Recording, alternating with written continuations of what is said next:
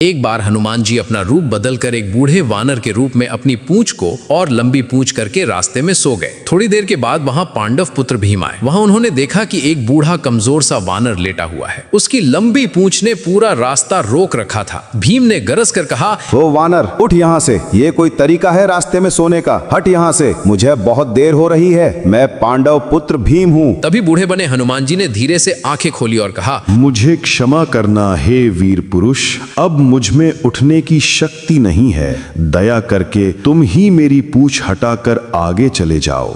यह सुनकर भीम ने कहा, मैं तो आसानी से पहाड़ तक उठा सकता हूँ, तो फिर तुम्हारी ये पूंछ क्या चीज है? इस पूंछ को हटाने में मुझे क्षण भी नहीं लगेगा। और तभी भीम ने एक हाथ से पूंछ को पकड़ी, लेकिन हिली तक नहीं। फिर अपने दोनों हाथों से पूरी ताकत लगा दी, फिर भी पूंछ हिली तक नहीं। फिर शरीर का पूरा बल लगा दिया, लेकिन पूंछ टस से मस नहीं हुई। उनका चेहरा पसीने से भीग गया और भीम का घमंड पल भर में चूर चूर हो गया। अब भीम समझ गए कि ये कोई साधारण वानर नहीं। वे हाथ जोड़कर बोले, है महाबलशाली, मुझे क्षमा करें। आप कौन हैं? कृपया करके अपना असली रूप दिखाओ। तब हनुमान जी मुस्कुराए और अपने विशाल असली रूप में प्रकट हुए। उन्होंने कहा, मैं तुम्हारा बड़ा भाई हनुमान हूँ। मुझे पहचाना नहीं? हम दोनों ही पवन देव के पुत्र हैं। यह सुनते ही भीम भाव विभोर हो गए और हनुमान जी के चरणों में गिर पड़े। हनुमान जी ने भीम को गले लगाया और समझाया कि अपनी शक्ति और बल का उपयोग केवल धर्म के लिए करो, अहंकार के लिए नहीं। तभी वहां हनुमान जी ने गदा दी और कहा, जब भी तुम युद्ध में थक जाओ तब ये गदा का प्रयोग करना। भीम जब वापस लौटे तो द्रौपदी के साथ युधिष्ठिर को भी यह संवाद सुनाया। सभी ने मिलकर हनुमान जी की जय जयकार की।